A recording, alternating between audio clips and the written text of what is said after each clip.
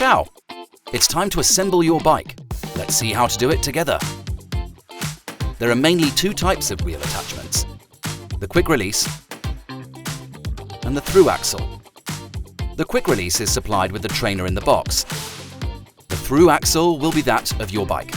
Depending on your bike's attachment system, you'll need to set correctly the adapters already provided with the trainer.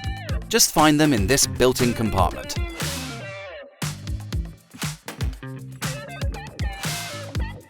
If your bike has a thru axle system, you'll need two adapters. One adapter is smooth and the other is threaded. Some mountain bikes may have a thru axle between 148mm and 157mm. If this is the case for your bike, you'll need to purchase the correct adapter separately. Follow the instructions provided here to purchase it. Insert the threaded adapter from the cassette side and screw it in. Don't worry if it doesn't screw in all the way. The adapter should remain free to allow the bike to rotate if you mount the riser. Insert the other adapter on the other side. Now it's time to remove the rear wheel. But first, remember to reduce the chain tension by shifting to a harder gear in the rear and a lighter gear in the front. Take out the thru axle and remove the wheel. Now let's mount the bike.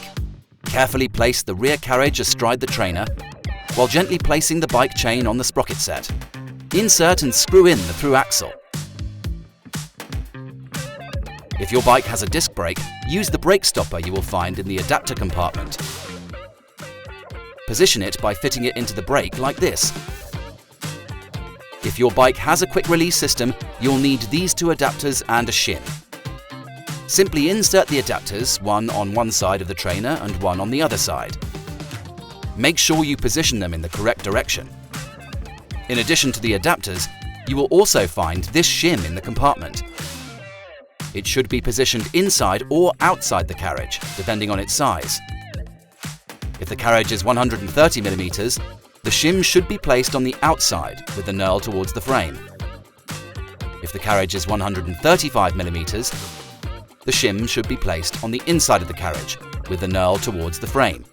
Remember that the knurl must always be positioned in contact with the frame. Now it's time to remove the rear wheel. But first, remember to reduce the chain tension by shifting to a harder gear in the rear and a lighter gear in the front. Open the rear brake clamp and finally release the chain. Insert the quick release pin into the trainer, making sure to keep one spring on the right and one on the left. Now let's mount the bike. Carefully position the rear carriage astride the roller by leaning on the quick release pin. Gently slide the bike chain onto the sprocket pack. Tighten the right screw and then close the quick release on the left. Now that your bike is hooked up, all you have to do is make sure the trainer is firmly on the floor before you get on the saddle.